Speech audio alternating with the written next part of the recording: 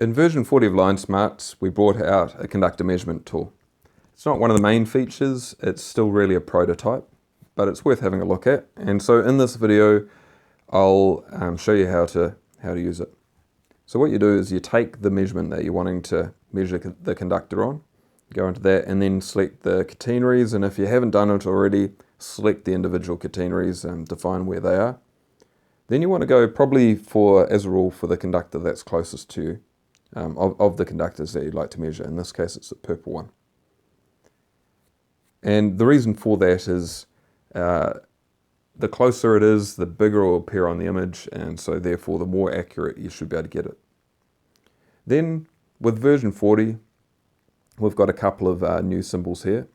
The circle with the dot in it is an exclusion zone, and if I hover over this one, circle with a line through it, that's your conductor diameter. So if we click on that one, it takes us through to this image with that conductor overlaid on it.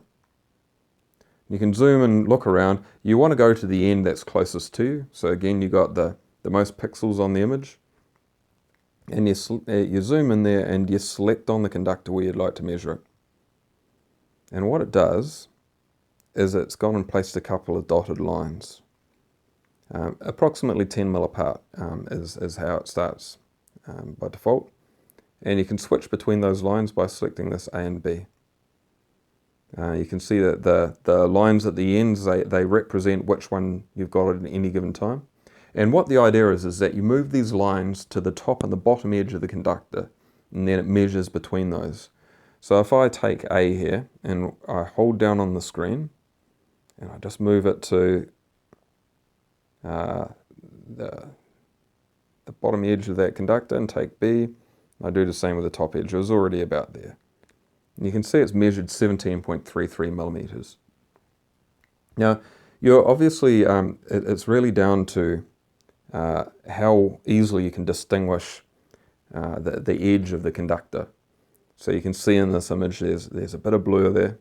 So it really is a function, the accuracy you can get is a function of how close you are, the resolution and the quality of the image. But the intent is that this should be sufficient to identify between different known conductor types that you think the conductor could be. So if this is 17.33 millimeters measured here, and we can go back here and look down the bottom, and it's brought it through here, 17.33 millimeters. And what we could do with that is we could go to the conductors here, and if in your available conductor list you've got listed those conductors that you think could be here, then you could hunt amongst those for the conductor that's at about the right diameter. In this case here, it's a covered conductor and I don't have it on the list.